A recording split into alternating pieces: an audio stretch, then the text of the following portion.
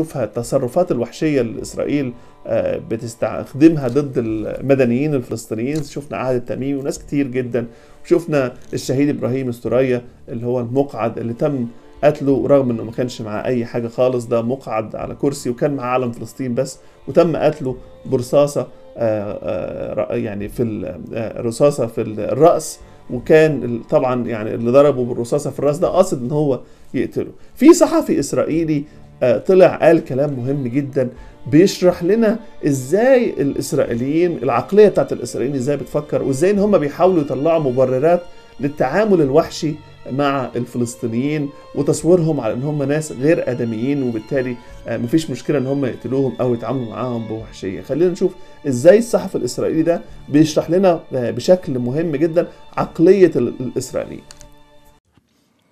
The Israeli society had surrounded itself with shields, with walls, not only physical walls, but also mental walls. I don't want to get into it because it's another lecture, but I'll just give the 3 principles which enable us Israelis to live so easily with this brutal reality.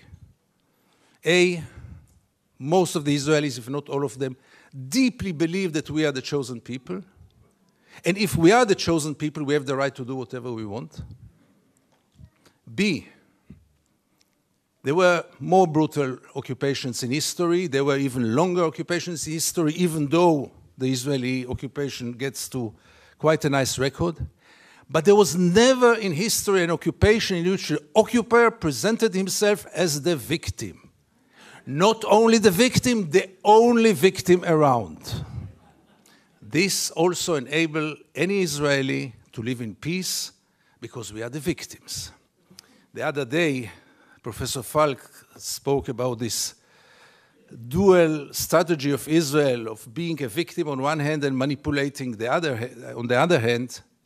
After what happened in Paris and in Copenhagen with the terror attacks, Benjamin Netanyahu came with the notion all the Jews must come to Israel. It's the safest place for the Jews in the world. It's a shelter for the Jews in the world. Which is wrong, because Israel is today the most dangerous place on earth for Jews, but let's put it aside. It was only 24 hours later when he said Israel is an existential threat under the Iranian bomb. And I asked myself, how can you dare call Jews to come and to join this suicidal project when the Iranians are going to bomb us?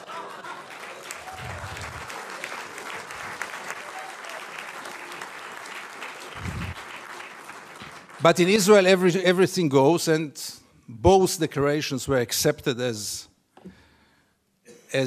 the only truth. And here I get to the third set of values which enable us Israelis to live in peace with the occupation.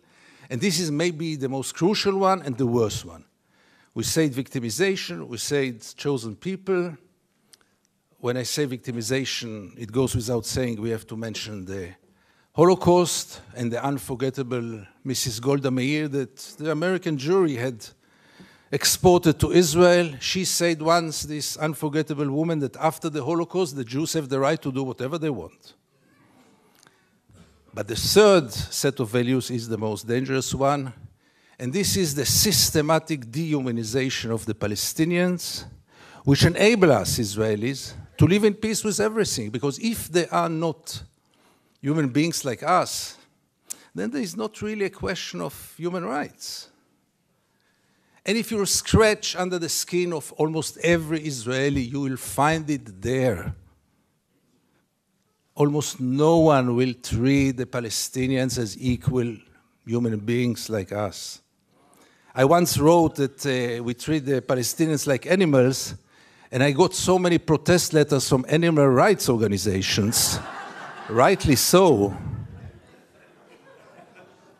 But by the end of the day, how many Israelis did ever try for a moment to put themselves in the place of the Palestinians?